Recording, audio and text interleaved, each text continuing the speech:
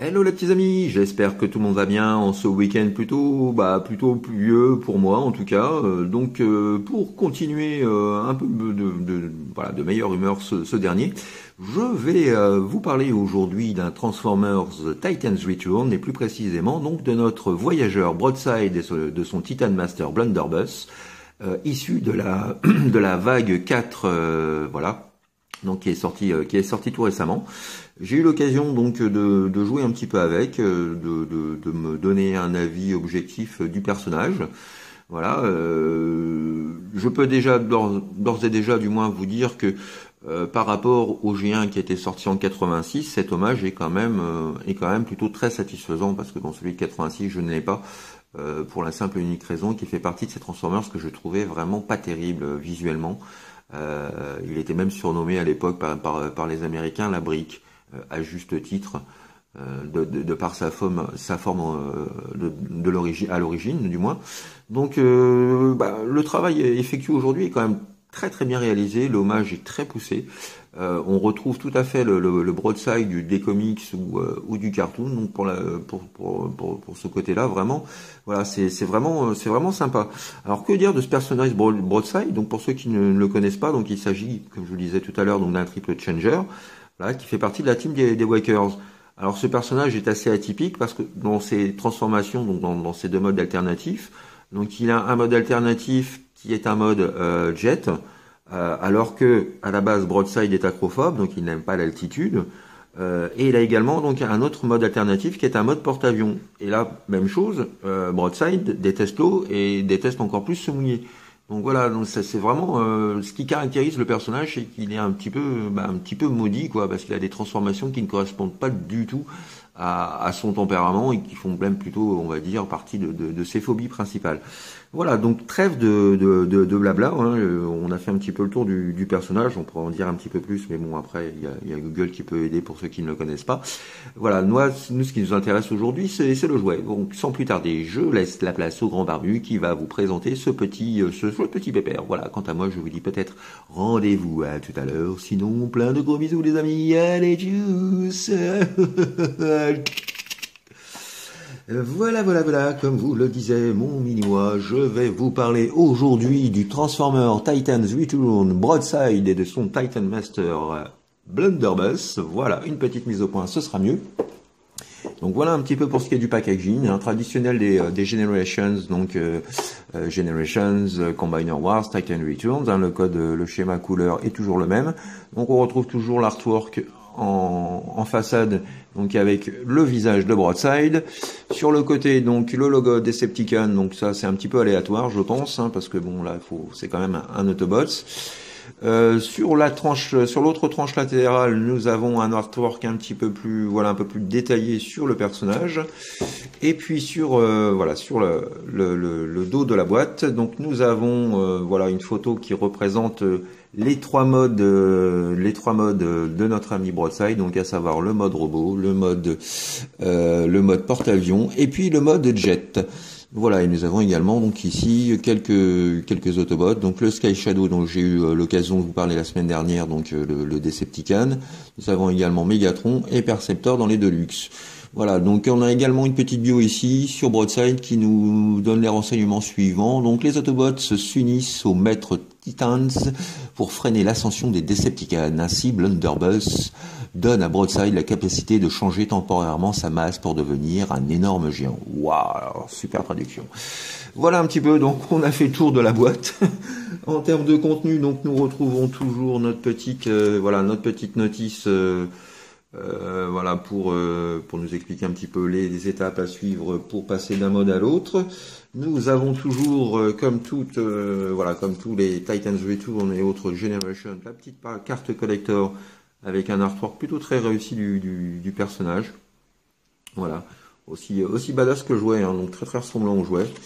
Au dos donc de la carte toujours les petites specs. Donc on peut voir qu'il est correctement. Voilà, je m'attarde pas trop sur les specs en général, hein, parce que comme je vous dis, je suis toujours un petit peu fâché. Mais bon, moi j'ai tendance à me baser sur les G1, donc ça m'aide pas non plus. Voilà un petit peu donc pour ce qui est de ce qui est fourni dans la boîte. Donc on va voir un petit peu dans le déroulement donc d'autres petites choses. on va pouvoir passer tout de suite donc à notre ami Broadside que j'ai transformé. Alors, on va faire une mise au point et centrer un peu mieux tout ça. Voilà, que je vous présente tout de suite donc dans son mode le moins réussi, hein, qui est le mode jet. Alors bon, que dire?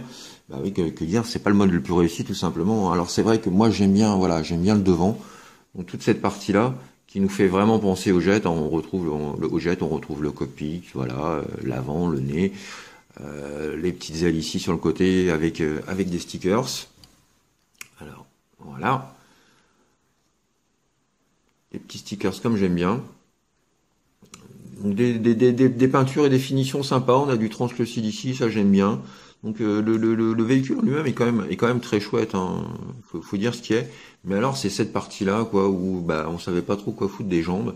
Donc bah on les a mis comme on a pouvait quoi pour faire voilà pour faire du mieux possible. Voilà tout simplement. Donc bah c'est un petit peu dommage quoi parce que ça pénalise quand même l'esthétisme général du véhicule. Donc c'est vrai que comme je vous disais c'est quand même pas le meilleur mode. Mais bon, c'est vrai que si on prend quand même que cette partie-là, bon, on a quand même quelque chose de sympa. Voilà un petit peu pour ce qui est du mode jet. Faire un petit tour rapide quand même du personnage. Voilà. Au niveau de l'undercarriage. Là, on retrouve encore quelque chose d'assez brique, hein. C'est vrai que on a quand même malgré tout quelques influences du G1 non négligeable. Alors nous avons également donc dans le packaging son arme qui est également en bleu translucide, alors que je trouve assez réussi, et donc sur laquelle on peut positionner notre petit blunderbuss, alors que je vous présente tout de suite. Voilà un petit peu à quoi ressemble notre ami blunderbuss. Voilà, figurine assez sympa. Bon, comme tous les Titan Master de chez Hasbro, hein, ils sont pas trop foulés au niveau des détails. Voilà, pas de visière, pas de battle mask de peinte. Là, on est vraiment dans du plastique teinté dans la masse. Donc c'est pas la meilleure des choses. Heureusement, il y a un petit peu de rouge métallique ici qui viennent arranger les choses. Voilà, même le masque. Alors le masque est sympa, mais bon, c'est vrai que bah, c'est pareil, hein, on a quand même des petits détails, mais ça manque de couleur. Voilà. Donc encore une fois, je pense que s'il sort en version Takara, on aura un Titan Master un peu plus abouti. Voilà un petit peu. Donc on a la possibilité, comme je vous le disais, donc de pouvoir placer notre petit blunderbuss dans le canon principal. Et puis pourquoi pas, hop, le fixer juste ici. Voilà, sur le dessus. Le broadside en mode jet, et comme tout véhicule de la gamme oblige, nous avons donc le cockpit que l'on peut ouvrir, voilà, et donc dans lequel il nous est possible de placer aux commandes notre petit blunderbuss. Et voilà, le petit gimmick qui me fait toujours plaisir, hein. Comme je dis, moi j'adore cette fonction là, donc je suis assez fan. Donc voilà un petit peu pour le mode jet. On peut faire un petit comparatif vite fait pour voir plutôt par rapport à l'échelle, parce que bon, c'est pas vraiment un comparatif au sens propre du terme, dans le sens où ce ne sont pas deux jets, mais voilà, on peut le comparer donc à un de ses collègues de luxe, à savoir Aibro.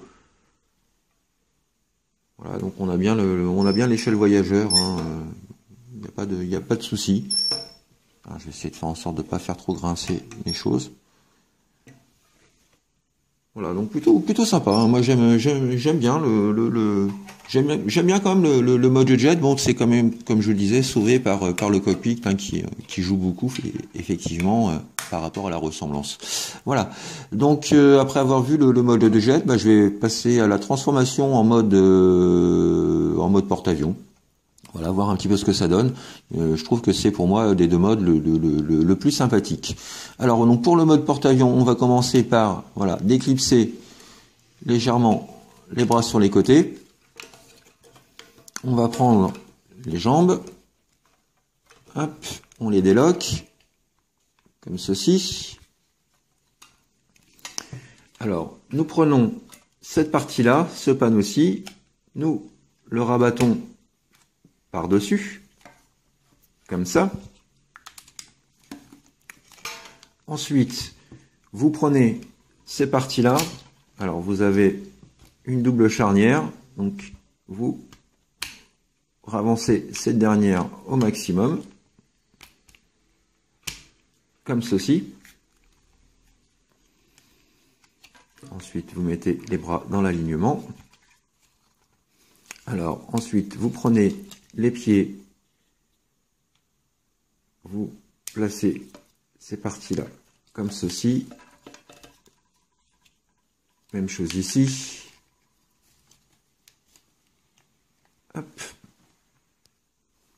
Vous venez clipser ces parties-là entre elles. Vous rabattez les panneaux.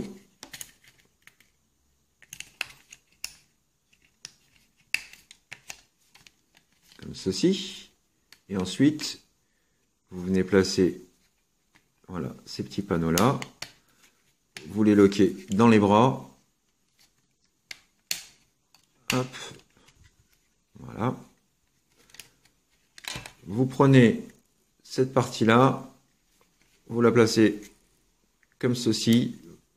Vous rabaissez les deux petits ailerons également vers le bas.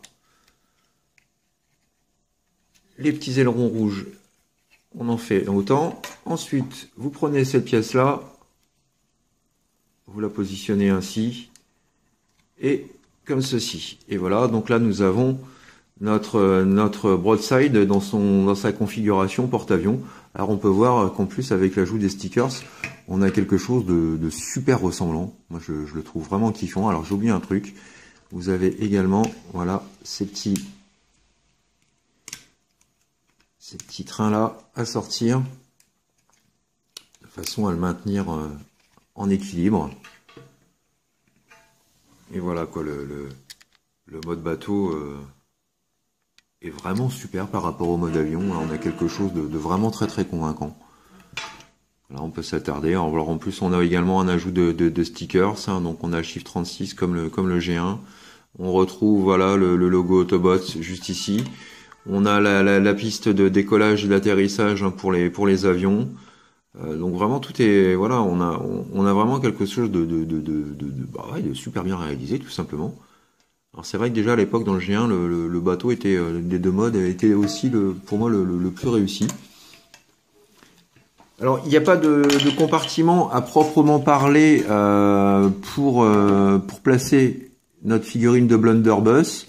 Alors vous pouvez éventuellement, pourquoi pas, alors je sais plus comment on fait, que je dise pas de bêtises, voilà, lever cette partie là comme ça,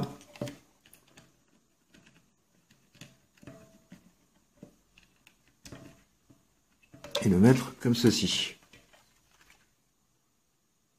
Voilà. Donc c'est pas super, mais c'est une option qu'il est possible de faire. Sinon donc vous avez voilà la possibilité de mettre son arme juste ici. Et puis alors j'ai toujours les petits trains d'atterrissage qui sont ronds, voilà. Et puis voilà, donc on peut également le positionner, pourquoi pas ici, ou alors si on veut quelque chose d'un petit peu plus discret, vous avez un petit ergot là, voilà, vous pouvez le loquer ici. Pourquoi pas, si vous voulez pas paumer la figurine pour le display.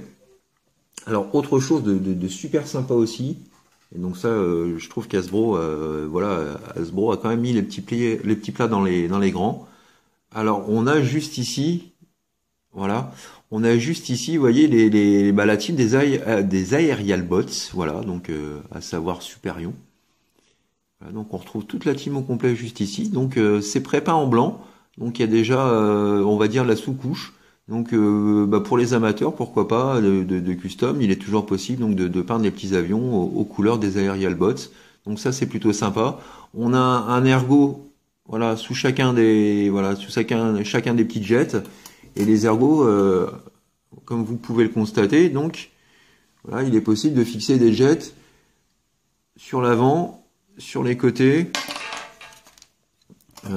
On peut en mettre aussi ici, pourquoi pas, le long de la piste d'atterrissage, de décollage. Voilà, on a un autre port ici. On en a deux là. Donc il y a un ici, vous voyez, il y a le choix, donc on peut positionner les Aerial Boss dessus vraiment pour faire un petit display plutôt sympathique. Donc ça, je trouve que l'idée est vraiment sympa. Donc merci à Hasbro d'avoir pensé à... C'est juste un détail, hein, c'est tout couillon. Mais bon, c'est super chouette quoi. Et en plus, on a vraiment les vaisseaux les jets version Combiner Wars. Donc on rajoute encore à la crédibilité de la chose et surtout dans le sens où voilà les deux gammes peuvent quand même se compléter sans problème. Voilà un petit peu donc pour le mode voilà pour le mode jet et pour le mode bateau. Donc comme je vous disais pour moi qui est vraiment le plus sympa des deux. Voilà, on va pouvoir s'attaquer à présent donc à la transformation en dernier mode qui est donc le mode robot. Voilà, donc juste avant de passer au mode robot, pardon, donc je vais quand même faire un petit comparatif. Alors j'ai pas beaucoup de porte-avions, donc je vais prendre voilà celui qui m'est venu, on va dire d'instinct, voilà, qui était prédisposé pour la comparaison. Donc il s'agit, hein, pour ceux qui le reconnaissent, du Tidal Wave, pardon, de Tidal Wave, voilà, de la collection Transformers Armada, voilà, qui était sortie en 2003. Voilà un petit peu pour l'échelle. Donc on a quelque chose d'assez similaire, bon, sachant quand même que le Tidal Wave, je vais y arriver, voilà, était en deux parties. Voilà pour ce qui est du petit comparatif.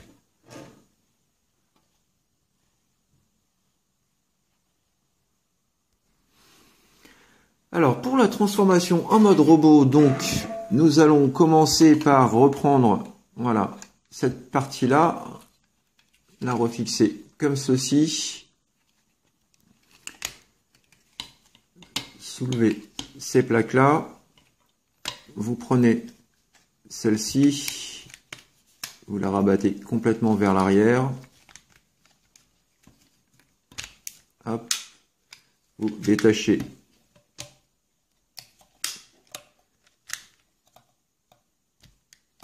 les bras, vous rabaissez ces parties-là, là on est bon, donc vous ressortez les panneaux pour les loquer de façon à former les jambes, ça comme ceci, vous faites un quart de tour pour avoir les jambes dans l'axe. Ensuite, vous remontez ça. Alors, vous avez un petit ergot juste ici. Voilà, vous allez essayer de le coincer entre les deux.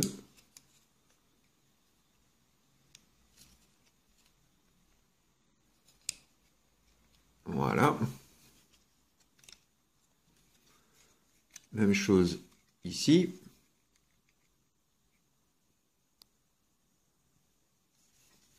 Et nous avons déjà les jambes de formées.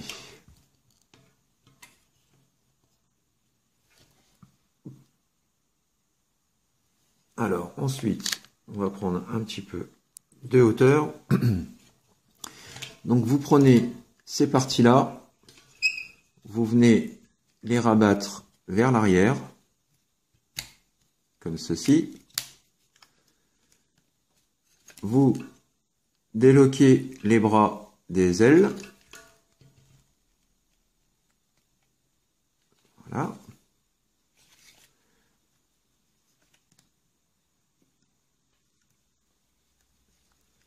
Et ensuite, vous venez replacer les épaules. On vient sortir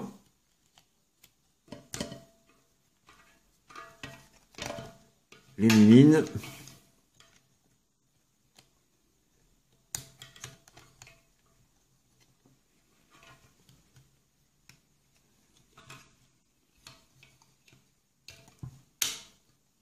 Voilà, donc vous appuyez sur ce petit poussoir de façon, voilà, à sortir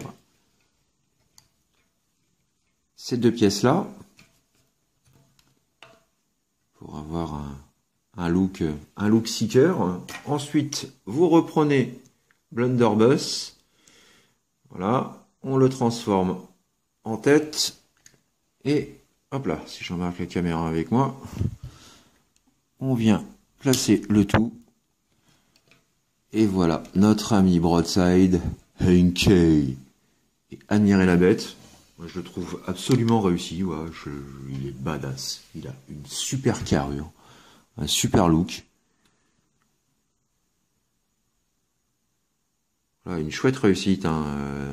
Donc moi, je reste quand même très satisfait. Alors c'est vrai, comme je le disais, le mode jet, ça reste anecdotique. Surtout que ça fait quand même un backpack pour une fois assez gros. Mais bon, ceci dit, voilà, ça dérange pas plus que ça non plus. C'est toujours plus, on va dire un peu plus stylé que cette grosse plaque là qui vient ternir un petit peu l'ensemble.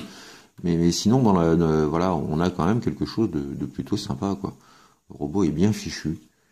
Il a une belle gueule, une belle stature, une belle carrure. On va faire tout de suite un gros plan sur son visage que je trouve vraiment super réussi.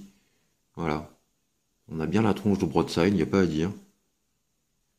Avec quelques petits détails bienvenus. Là, on a l'impression que là, on a une batterie de missile aussi. Enfin, vraiment, voilà, les petits détails ajoutés. Les stickers. Vraiment, voilà, la figurine est vraiment super bien faite, quoi. Tout simplement, je trouve qu'il n'y a pas grand chose de négatif à dire. Le mode bot est vraiment chouette, quoi. Alors il n'y a pas de talons, mais bon, les pieds sont suffisamment bien rigides pour que le robot tienne en place. On peut lui donner des poses assez facilement en plus. Donc voilà, il se prête bien au jeu, quoi. Donc c'est un personnage sympa. Donc vraiment, j'ai pas grand chose de négatif à dire moi sur le mode bot en tout cas. C'est un triple changer. Le mode jet c'est pas le plus réussi, mais à côté de ça on a un mode bateau que je trouve vraiment classe. Le mode bot est vraiment top. Et en termes d'articulation, on va voir qu'il est quand même bien fichu. Bon, on a un peu moins d'articulation que les Deluxe quand même. Hein. On va se rapprocher plus du Sky Shadow, mais bon, ça reste encore correct de par sa taille. Donc on a une rotation à 360 au niveau de l'épaule.